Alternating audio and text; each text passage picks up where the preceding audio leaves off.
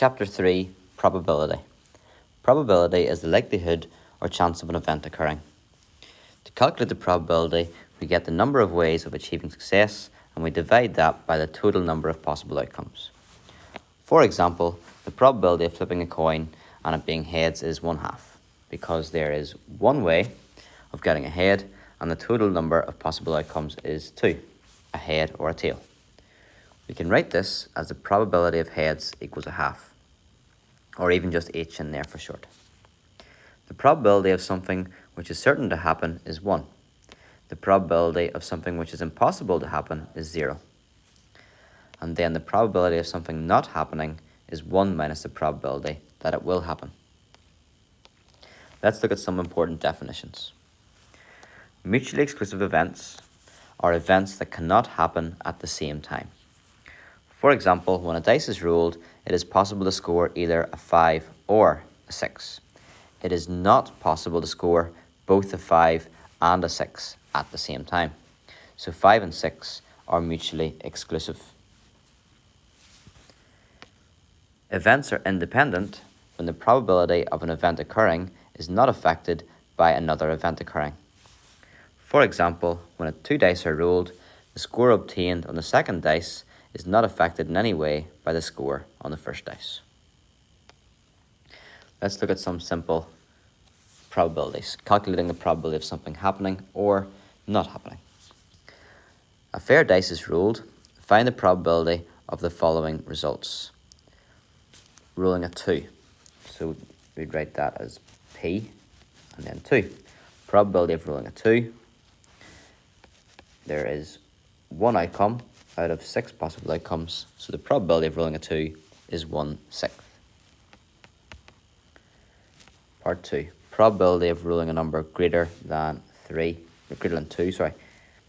Probability of getting a number that's greater than 2. So that means you get a 3, 4, a 5, or a 6. So if you write those down, 3, 4, 5, or 6, they're all greater than 2. There's 4 outcomes there. 4 successes out of 6 possible outcomes. So the probability of getting a number greater than 2 is 2/3. And the third one is probability of not rolling a 2. Well, the probability of rolling a 2 is 1/6. A quick way of writing not 2 is to put a line on top of it, and that means not 2. You either roll a 2 or you don't. So if we know the probability of rolling a 2 is 1/6, the probability of not getting a 2 would be 1 minus the probability of rolling a 2. Or basically 1 minus 1/6. And maybe it's obvious. The answer is 5, 6. There's 5 ways to not get a 2. A 1, a 3, a 4, a 5, and a 6. Just have a look before you move on at the notation here and make sure you're familiar with that and able to write things in the same way. Example 2. The school bus is either early, on time, or late. The probability that it is early is 0.2. The probability that it is late is 0.15. Find the probability that it is on time. Well, the probability that it is early plus the probability that it is on time plus the probability that it's late. There's 3 options. It can only be one of those 3 things, early, on time, or late. They should add up to 1. So if we get the chances that it's early, 0.25. The chances that it's on time, I'm going to write OT for short. Don't know that yet. The probability that it's late is 0.15. You can see from there we could add the chances of it being late or early. And that would give you 0.4. Which means the probability that it's on time would be the remainder, which would be 0.6. 1 minus 0.4. So the probability that it's on time is 0.6. Now, you need to know as well that if 2 events are mutually exclusive, that means they can't happen at the same time, then the probability of A or B is simply the probability of A plus the probability of B. So number 3, a bag contains 5 blue, 3 red and 7 yellow counters only. John takes a counter at random and records its colour. What is the probability John takes a blue or a red?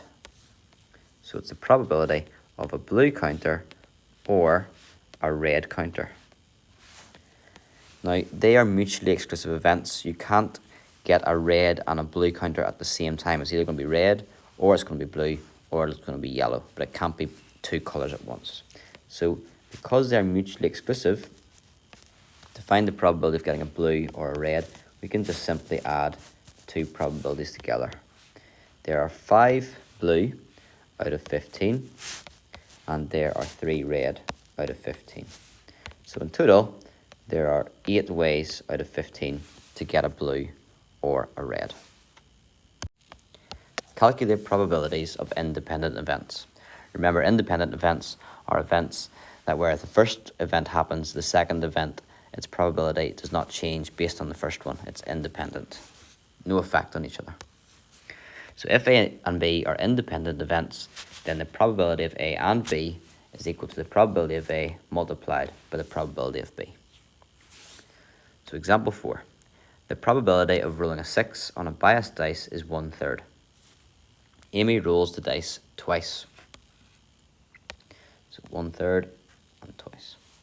What is the probability that both rolls are 6? So we're looking for the probability of getting a 6 on the first go, and then a 6 on the second go. Now what you roll on the first go has no effect on the second go, so the probabilities or the events are independent. And because the events are independent, we can simply multiply the probabilities together. The probability of getting a 6 is 1/3 because it's a biased dice. When we multiply this together, remember we multiply the numerators together. 1 times 1 is 1, and the denominators together, 3 times 3 is 9. So the chances of getting 2 6s is 1/9.